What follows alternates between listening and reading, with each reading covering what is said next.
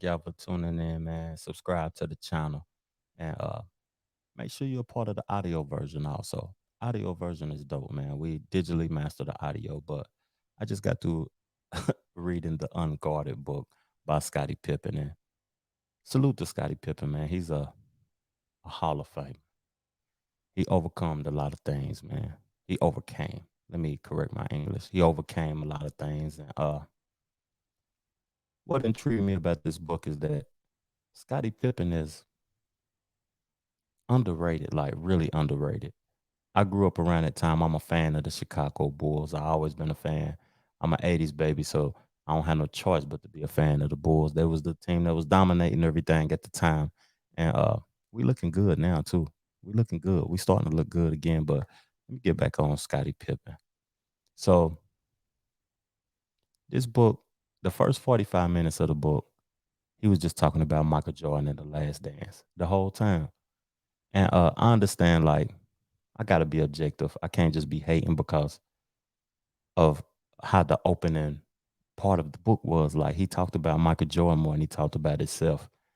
And it was all about like the last dance being portrayed as Michael Jordan's story instead of being portrayed as the team story. And that's true.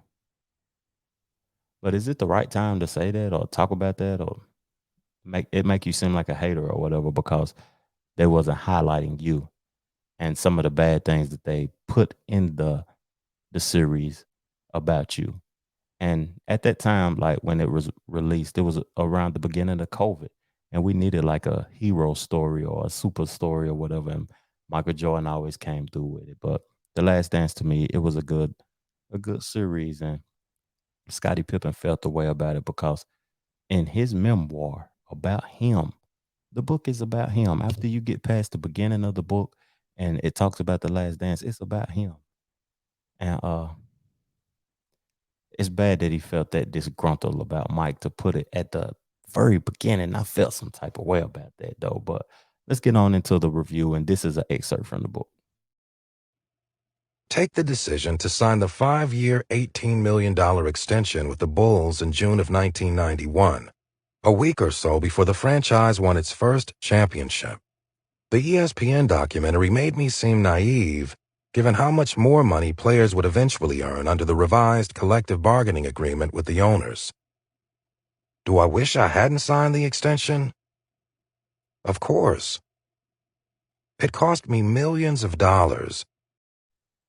You got to understand, like, when I think about that part of the book, I think about hip hop and black people as a whole coming from like a place of not stable finances, not stable living situations, and willing to sign anything to get ahead in life or to get a leg up.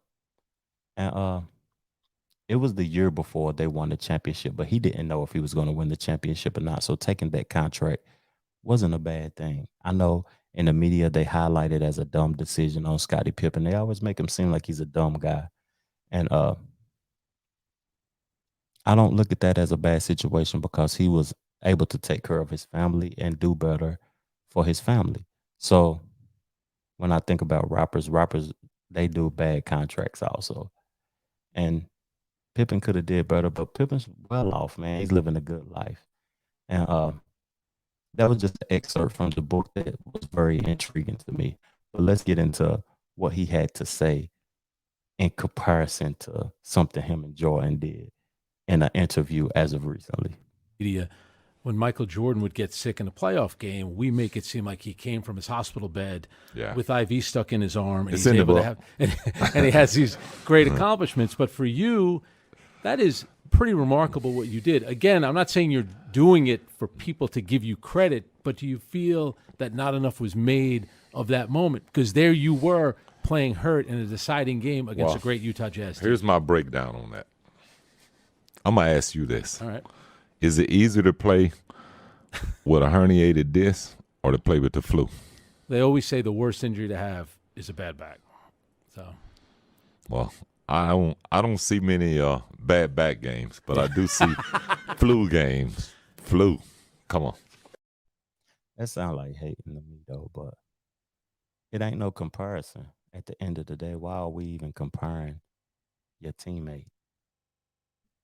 Y'all supported each other. Y'all won 6 rings together. It's just it's bad to see them in that situation with each other, man. But I understand like Pippen want his shine. He want to be able to tell his side of the story, and he has the right to tell his side of the story. For real. And salute to Pippen though. He's one of the greatest, man. He's one of the greatest. He's very underrated. And this book, man, I rate this book a 4 out of 5. It's a dope book to me.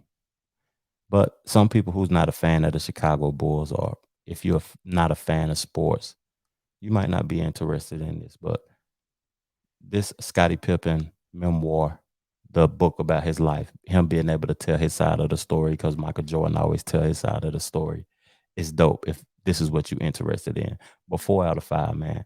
Y'all have a blessed day. Peace, love, plenty of abundance. Make sure you go get you some money. I'm